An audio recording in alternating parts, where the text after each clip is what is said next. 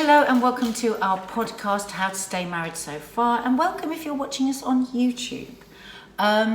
Today's topic is actually one that was requested, wasn't it? Was it? Yeah. Oh, right. We asked people to give Yes, us we did. ideas. The things that bore you about each other. Yeah. Yeah. Okay, we stole the punchline. Oh, sorry. That's what this podcast is about. The things that bore me about you. Because every couple has something that they're bored to tears with about the other person. Now, this is a very dangerous area for Mark and I. I mean, only a few weeks ago, we talked about Mark not feeding the dogs, and we had to exit the podcast, and then we had an argument for 48 solid hours. So we are going to start with the lighter moments in our life. Well, you'd have thought feeding dogs was light. Yeah, I know. And then in the middle, we will go for maybe the biggest thing that we think might be the problem in our relationship that bores us most. And we have zero idea as to what the other one is saying. No, absolutely. I'm just making a note. Yeah. What's your note? Don't worry. It will come up later in the podcast. Okay, so I've spoken a lot already. So you give the first. No. Before that, I mean, I think the whole notion of boredom is a really, really interesting thing. I think because for me, the word boring. Before we get cracking on this podcast, the word boring for me as a child was synonymous with who my father was.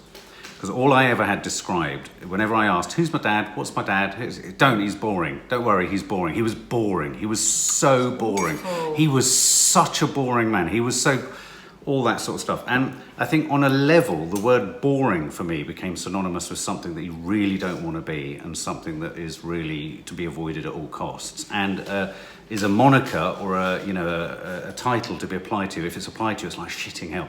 I would say that the desire not to be considered boring was not an only constituent element, but a key element of becoming an alcoholic, because I believed that I needed to be taken to another level to avoid the possibility of being boring. I mean, that's got heavy quickly. Yeah, no, but I'm just saying, so what is just a kind of chuck away word or phrase or an easy word actually can come with a lot of baggage for some people. So the word boring for me is really jam-packed and loaded with stuff. It's a trigger. It's a trigger, so that when Still not going to stop me saying what I think. No, I'm not saying it for that. But what I'm saying is that when the word comes up, and it often does, or sometimes does in rows and stuff, it's cutting. It cuts through me like a butter knife in a way that's quite a lot more profound than it probably would for most people. Well, to be honest, actually, let me save. But that's not me saying I don't want to face it. I'm going to save that for later on. What you've just said, that I must remember that. But yeah. So what we thought we'd kick this off with is more like, the men are from Mars, women are from Venus kind of things. Oh God, the things that are so irritating about, what men do, what women do. So very we thought we'd go for the what's the most stereotypical thing that I do that is very female, that is very annoying to live with and boring, therefore boring, because annoying equals boring. Okay, so immediately we get into the first sort of light-hearted subjects. And the first light-hearted subjects are things like around the house, aren't they? It's just living together stuff. It's kind of, chores, it's how things are done in the house, washing, all the domestic shit. Yeah. And it's not about how you do them doesn't bore me. How we do them doesn't bore me. But I think boring, to say that I find this boring suggests I don't want to be told what to do. But I do find it boring, if you want, that there's never an assumption that, I can't talk on behalf of the girls, but that I will be across something that needs doing, but perhaps just not at the same time as you. So you will run into a situation where you run at the sink, and because at the point that you land at the sink, it's full of washing, you tend to have a sort of metaphorical go at someone else or a sigh or something. Never do. No. But you'll often say, I think we need to kind of, why isn't this done or why isn't that done? Well, no, it comes up. It's already getting to dog gate. Oh my God. We're nearly at dog gate. Oh my God, yeah, but you're the one who can't control it. Oh my God. Carry on. No, so when you feel that something needs to be done, it needs to be done for you. That's fine, but it's not necessarily the right time for me. I'm not going to talk about the girls or anything like that, because the girls could always do more around the house. Okay. So but that's a small example of thinking that I think sometimes you just assume that I haven't got a grip on some of the things that you think I haven't got a grip on, like what's required for this or what's required for that, or the order of doing this or the order of doing that. If you were watching on YouTube instead of listening on podcast, you would see I've actually closed my eyes to let my soul leave my body. Oh my just for a God, little we're going to while. have a profound... This is the problem. This is when you go completely... Oh my God. What? First of all, I've got to answer that. What bores me? Okay, you've had your first boring. What I find boring is that you constantly mind read. You are very, very... So I might come in and the sink might be filled and you and the girls might have been here all day and you will be thinking, she's thinking I should have washed up and now she wants to wash. But I want to wash up because I want to cook. Mm-hmm. And so you go, oh, she's doing that because she wants to No, and I get that but that's I find reasonable. boring. The thing that I find... Okay, you've had your first boring. And the thing that I find very boring in our relationship, and boring view, is that you always are mind reading me. Right. You write a story and then you project it and you try and make it true. Okay, that's fair enough. That's fair enough. I hear that. But I mean, you've just completely knocked into the long grass anything validity to what I've just said. So you've only gone for one category of me being But if fine. I ever come in, can I just ask you No. one thing? Okay, you haven't Have ever. I ever No, you've nagged you never about come in and washing gone. up? Why isn't no? But there's Thank you. You're right. There's a. Sometimes I feel there's a sense, and it's easy to deny there's a sense of something if it's not articulated. And I do think, unfortunately, a lot of women hide behind creating an atmosphere or a sense of something.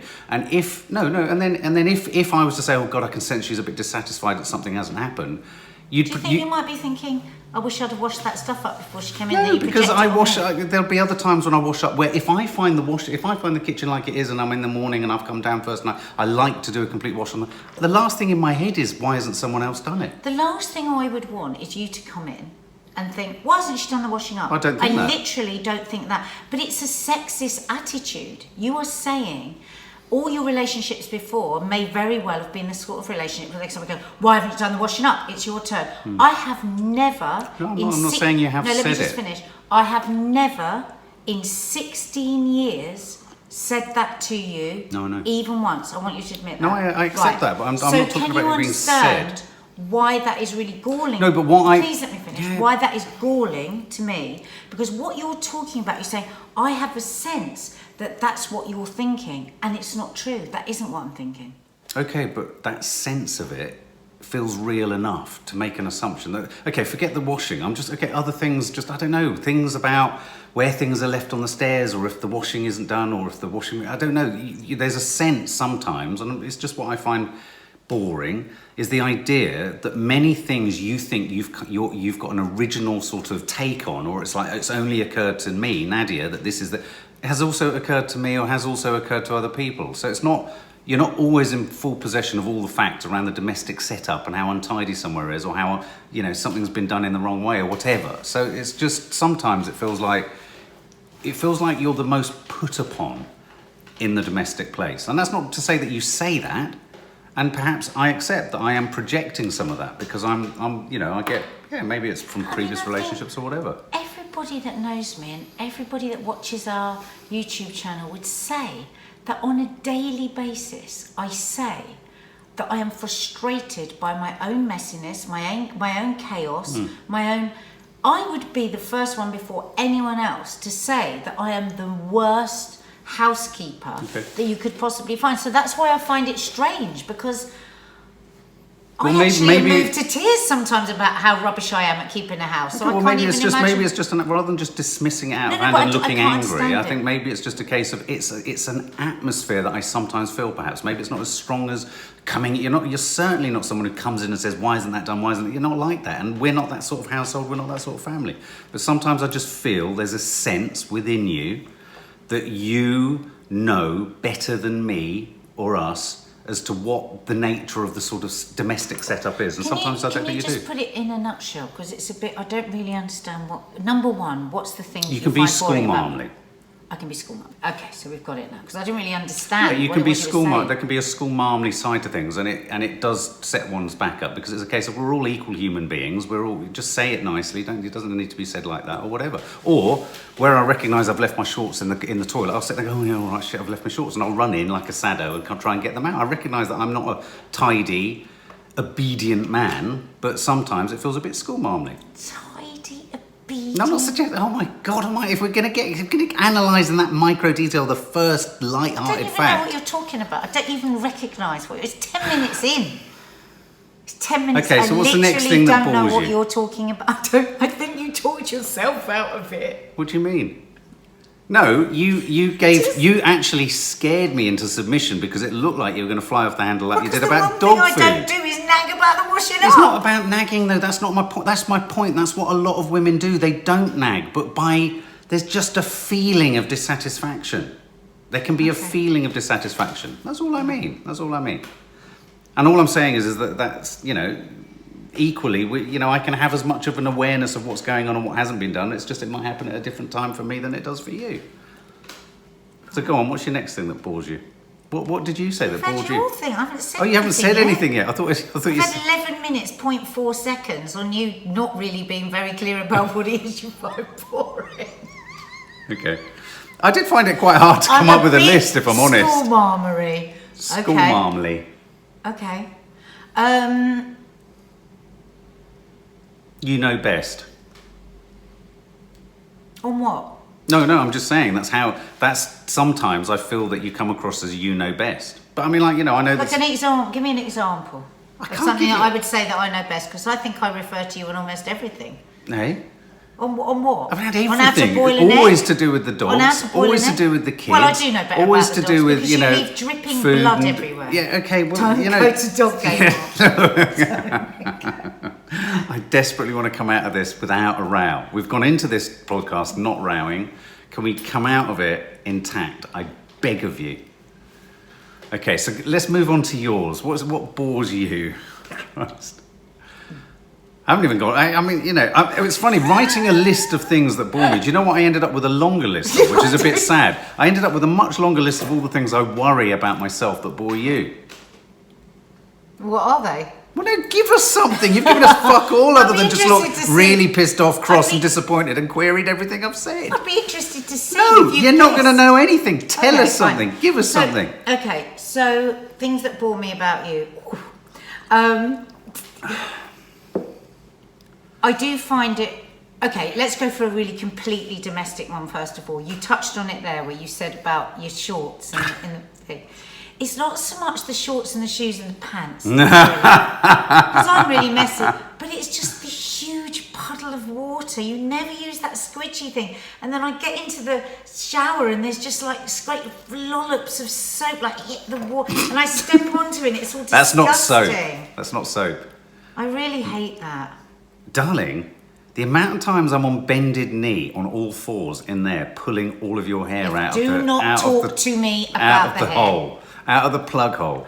It's so Mark, horrendous. we've done this before on the podcast. We've cleared that up. No, You we have haven't only cleared- just discovered that there's hair in the shower after 16 years of marriage. You've done it 3 times this year, and suddenly you're the knight in shining armour, riding on the white stallion. I'm the knight in hairy armour. Taking the hair out of the sink. That God knows what's been happening to it all the last 15 years. Well, I don't before know. You pulled it out of the plug But the hole. really weird thing is they're all really long pubic hairs. Mark, you're being disgusting. People don't want to hear this.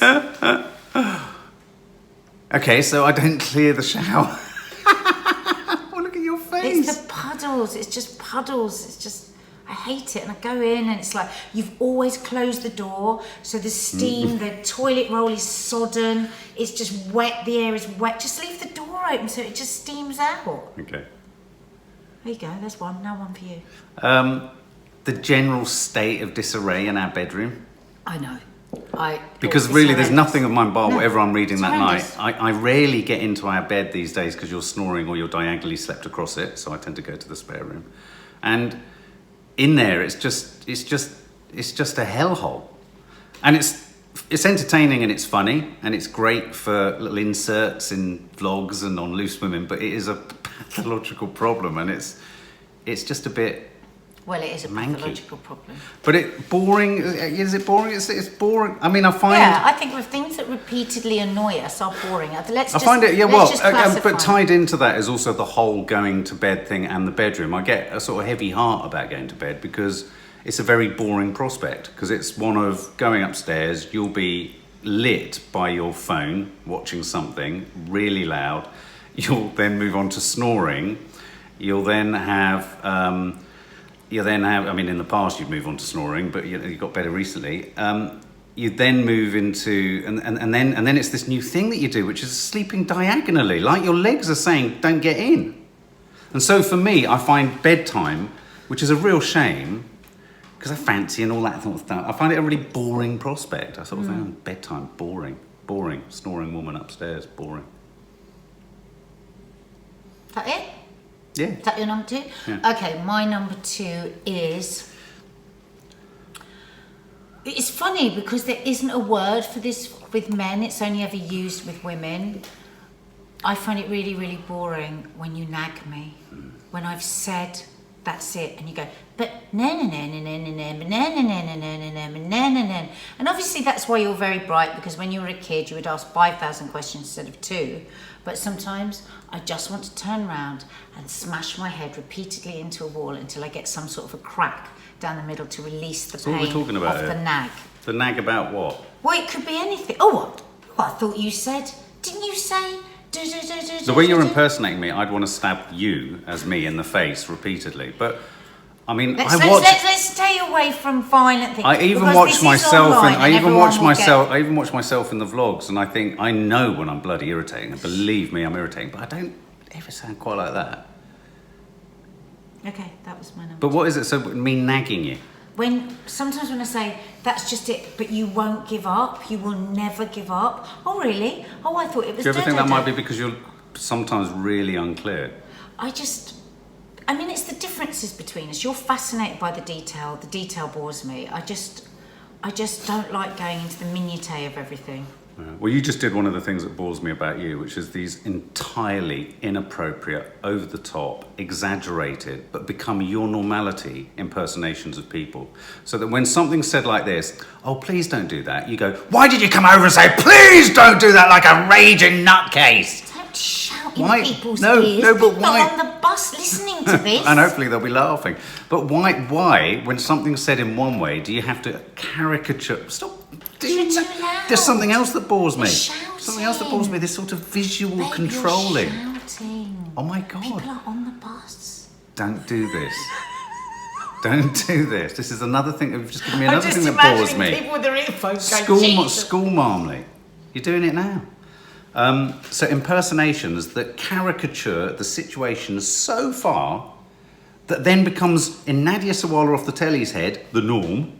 I've got the mug. Yeah, it becomes the norm, and then suddenly, in order to make any progress in a row or a conversation, I have to embrace the fact that I sounded like a bloke from down the road called, I don't know, Boris, or Derek or something, sounding absolutely ridiculous. Right Oh, whatever the right name is, Rob. Find the right name. I don't know, Peter. But I sound like someone else completely. Yeah, Colin's a good one. I sound completely like someone else. And then only by having to accept the fact that that's how I sounded according to your impersonation can we move on. I just find it really boring because it's you just making a drama out of something that isn't there. You make dramas out of absolutely nothing, which I know could actually be thrown at me as well, because I know I do exactly the same thing. So what bores you? In fact, most of the things that bore me about you are the same things that bore you about me. Do you think that cancels out our boredom? I don't know. I mean, some of the things that I think you must be bored about is you find that I take too long to talk about stuff. No, I don't find that. No, I don't find that Because I can see you turning off. I mean, one of the things that I find, I wish you listened. A lot of yours in a row, don't you? Sorry. Okay. Can anyone else watching this feel the simmering tension beneath the table? Because I can tell that Nadia really is really holding back. I'm not. No, right. Is that why your hands clenched under the table, strangling toffee? Stop lying. That's another thing I find boring about you. Oh God. Go on. What's your next thing? So far you've got from me, I'm too tall school marmley. I do too many impressions of me. Of you. And I'm the chaos in the house. Yeah. And the bedroom. Well, yeah. So that's 4. Going to bed's boring. Going to bed's boring. Okay. So I've got so far nagging and the puddles in the toilet. Hang on. What? Nagging, for those who are watching. And the puddles in the toilet. What's that? The puddles in the toilet sound like I'm a puppy. Okay, number 3. Can we clarify? You don't mean puddles of wee, do you? No. Good. Number 3, and this kind of crosses over into the conventions of a modern parent. So we're not going to go into the detail of it, but just as a sort of what the boredom of this, because it's got to the point now where I get so irritated about it. It's electric in the house when it happens, and I can't say anything about it because I know that you'll completely flip, is when you are scared of upsetting the kids. So you just go, yeah, do what your mum says, even though I know that you also think, and you know when it happened 10 days ago. Yeah, no, I do. Yeah, do what your mum says, because you always have to be the fun, nice guy. Yeah, no, I'll take that one on the chin. I accept that. And I do, and actually, on many occasions, in my defence, on many occasions when you're not here, I actually try to not literally articulate it with the girls, but I do say to the girls, I think, you know, your mum gets a bad deal because it's very easy me being all chummy with you. In my defence, I think I do that a bit because of the nature of my upbringing and not having had a dad and wanting to be all the things that I want my dad to be. That doesn't mean that I won't put boundaries in where boundaries need to be put in. I had a real go at the girls the other day about a lack of reading, you know, and I do try and pull them up, but it doesn't come comfortably to me. Doesn't me either, because I had the same thing with my mum. My mum was really strict, and my mum was very... Sure. She was lovely, my mum, but she was very much a no mum. It was like whatever you wanted, it was no. You know, it was no to ice cream, no to going out to this, no to a new pair of shoes. It was always no. But I mean, I did use the line the other day. The line the other day when I said, look, I rarely am bad cop with you girls. Your poor mother has to take on that role too much. And on this instance, I really want you to change it. And, you know, I just want that idea that idea that they know I know. That actually there's a difference. I didn't know that. Well, no, of course you wouldn't. Thank you. I think one of the This has been really amenable. Oh, well, thank you very much. I really do appreciate it. Thanks, darling. So therefore, Thank you, going darling. back to the title of our podcast, Thank you, darling. How to Stay Married So Far. I mean, I have to confess, I think some of the things that you find boring are some of the tics in me that have almost been developed within my character to precisely avoid being boring in a way, so that mania for sort of completion or knowledge, or, you know, not knowing when to stop a joke, I recognise that, always taking things to the edge, always taking things to the nth degree. I hear that and I see that. That is all born of the fear as a child. I mean, I'm going to share a very brief story which had a friend of mine, Ross, laughing so uncontrollably when I told him this. But I had a therapist years ago who was like a leading therapist. He was a therapist to President Nixon, all this kind of shit. And £100 an hour. Oh, I only saw him twice in the end. But he was over 80 and he was old. And I went in, and one of the issues that came up that I wanted to be dealing with was a fear of being boring. Not that I thought I necessarily was boring, but I thought, fucking hell, you know, that's why I drink, that's why I suffer from probably highs and lows and depression and mood and all that kind of stuff, is because it's just all that.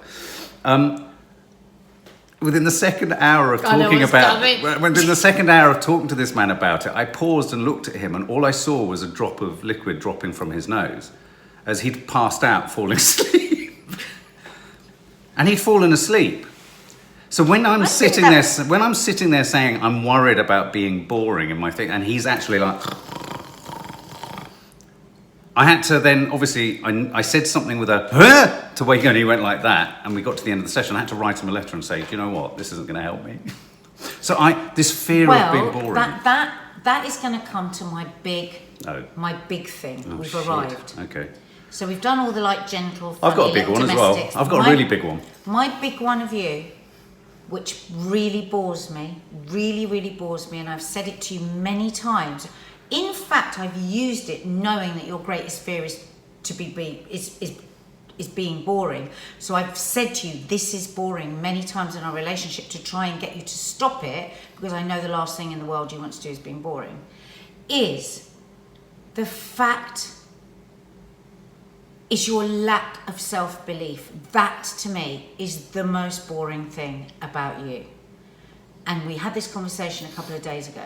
So, to me, what I know of you is, I don't know anyone smarter than you. I don't know anyone kinder than you. I don't know anyone funnier than you. I don't know anyone that is a better person than you. I don't know anyone more hardworking than you. I don't know anyone more responsible or loyal. You are a top-notch, 100% human being who's got many struggles like we all have. But the thing that bores me is that every single day you break yourself down and you look around to see what other people are thinking of you and what other people, and that bores me, because it's like watching proper insanity, repeating the same action, expecting a different outcome, but the outcome is always the same. You don't feel better. It's not a journey of improvement. It's just a journey of self-flagellation. And to be the person that loves you and is in love with you and lives with you, it is exhausting. It's like me standing in front of you every single day and going, I'm nothing, I'm nothing, I'm nothing. And I don't understand it.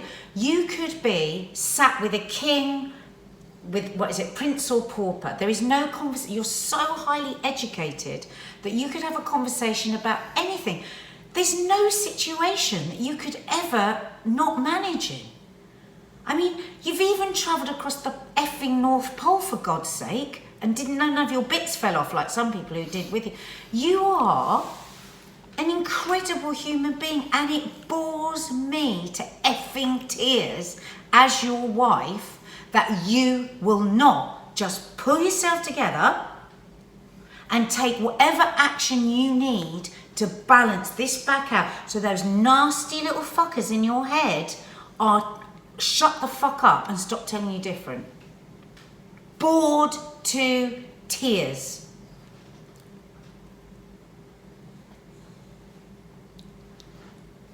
We're still here, by the way, if you're listening. Okay. Do you hear me when I say that? Yeah, I mean, I don't know what to say. I feel a bit... I don't know. I've said this to you many times in our relationship, I know. the reason I'm it's now not saying a willful, this... You say it like it's a willful thing. It's not.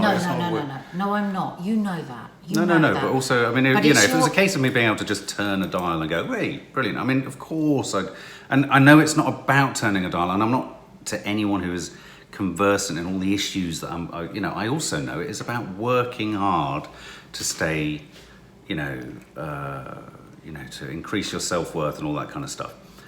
I don't want to get into the nitty-gritty of it, but, the last little thing I did about mental health, if I'm honest, it's so exhausting just to be human in my head, just to be present and in all those roles that I hear what you're saying, and I don't have such a low sense. I have a true sense of my creativity, my skill set, my ability to connect, and I know that I can be sociable. I know that I can bring happiness and laughter and all that kind of stuff. But I am going through a problem at the moment as well. But I mean,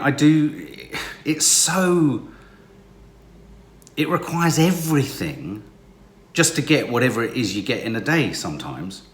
And that's not to say that I know I've got to make those extra steps and extra yards and extra changes in my life in order to not be as boring. I know what you mean by boring in that sense. I know how boring it must be for you to see the same thing day in, day out. And I know change has to happen, so I hear that, but it really isn't about just kind of, that willful addict kind of, I can't be, I'm going to distract with it. Sometimes it's about... Can I challenge you on something? I don't know if I can face the pain of it sometimes. Can I challenge you on something? First of all, you said it's really tiring being a human being. You've also got to understand that, and because there will be people listening that identify with this from my position and from your position, it's also exhausting to be in a relationship with somebody like that. And can I just say, I think that we've got to a place now, and again, thinking of this being a podcast and other people's marriages and how they can see the similarities, if not exactly the same situation. I think you just said, it's not willful, right? I think it is a bit willful at the moment, because I don't think that you're taking the steps that you can take because it's very hard work. If you suffer from anxiety and depression and these things, I mean, you're looking after yourself better with your eating, with exercise, but doing those things is really boring for me, that I'm constantly going, what about going back to CBT? What about regular AA meetings? What about these things make a difference in your soul and in your spirit and within your daily life and how you cope with it? And then that makes a difference for me. But I am saying, but what's happened now, it's become like almost eggshell. You say, well, I'm not willfully doing this. We kind of are, because you're not taking the medicine that you need to not be. All I'm saying from that is I see how amazing you are. I just want you to see how amazing you are. It's not really a criticism. It's like, it's a terrible, it's the boredom of the frustration of the obvious. It's fucking so obvious to me. And it's just like, oh my God. And sometimes when I'm like, and you just feel me, it's because I'm just like, oh God, it's the same stuff. And that is the reality of a marriage for all of us, isn't it? It's the same stuff. When we're talking about boredom, it's about the same stuff. Like for you, you see me doing the same old shit, same old chaos, same old mess, same old lack of organisation, same old inability to run my life properly. I mean, it exhausts me. So God knows what it's like for you watching me being like that. But yeah, I mean, okay, if that's one of your the biggest one that gets to me or bores me is the sense that you feel you've heard what people are saying when you haven't heard half of what's being said. I think you quite quickly predict, and that again is not a horrible criticism. It's just a fact that I know that you're drawing assumptions, even in the literalness of a conversation. I'll be starting to say something, and you'll override, and you'll come in with your interpretation of what I'm saying. When actually, I'm coming to quite completely the opposite conclusion. But I'm taking a different route, setting us, whatever it is, and that's why I sometimes worry that you get bored, that it takes longer to get to something, because actually some things require a longer journey to get to the idea or the thought. And I do get bored by the fact that I feel like, and I don't know whether this is an ADHD thing or what, that there is rarely, we talk a lot, we have a wonderful relationship on so many levels, but there are still many times where I feel that you are timing yourself out because you're basically a TV presenter you are timing yourself out of things in the real world. You're counting out of things in the real world. I do in that. real situations, even if it's something to do with the kids, and you would hate, I can see you're right, this has got to move on. And sometimes for the very thing that I know you're in pursuit of, which is mindfulness and all of that, I do get bored of the mindful. Well, be more mindful in the very conversations. Now, that doesn't mean I'm not recognising there are many circumstances as a busy mum that you can't sit and it's not about sitting and locking in with someone. But it's just that thing of assuming you know what people are either saying, but also sometimes assuming you think you know what people are. Yeah, I know. Boredom isn't really the right word. But I bore myself with that. And actually, though you will all take the piss out of me from the mindfulness, it's because I've taken that advice from Rachel when I say I've got it's like my mind races. It's just like my mind's going to, and I get like I can't sit with myself. And I do, you're right, it's like what I'm doing on live television, and that's why in a way Loose Women is so perfect for me, because I have to give everything with a bite size, I have to get it in within a minute, because there's 3 other people that want to speak. I find that really tiresome. And I can literally time myself. It's like whenever I've gone to a shrink, I will always say to the shrink, we're nearly wrapping now, and they cannot believe that I know that we've probably got 2 minutes until the end. So actually, it's through advice where people have said to me, what I need to do is do mindfulness, because I find it so hard. In one way, I'm a really good listener because I'm empathetic, but in another way, I don't listen. But my problem, you are empathetic. But the problem is you have such a strident sense of what's worth listening to and what isn't. Yeah. So I know if I go vaguely off what's your heartland subject, I've lost you. And that I find depressing, or I find really boring, tiresome. It's as if it's it is tiresome, because I think, well, actually, you know what? I'm coming off your heartland territory here, and I'm going to come back into it, but I'm going on a little detour into something else that's maybe a bit of my heartland territory to come back. And so I definitely do that, and I think that's, again, thinking of, that's one of the keys of marriage, isn't it? Is that we predict what the person's going to say. We go, oh, you know, oh, this is Mark now, just about to talk of this. Oh, Nadia, this is the thing to do. I'd rather kick myself in the head than listen to this. This is what people do wrong in a marriage. Well, yeah, and in a weird way, we both do the same thing. You do it though in a sort of live situation, and I do it in a predictive situation. I think I know what you're thinking, and you think when I'm talking, you've heard what I'm thinking, and they're both projecting in different ways, and actually, I think it leads to so much confusion. And then we get, of course, it's like when people always say, "Oh, the best thing for a marriage is good communication." Oh well. Great that you just chuck that in. That is the work of all of it, is communicating and listening, and it is really hard to stay really listening, isn't it? And I totally agree with you. I think it's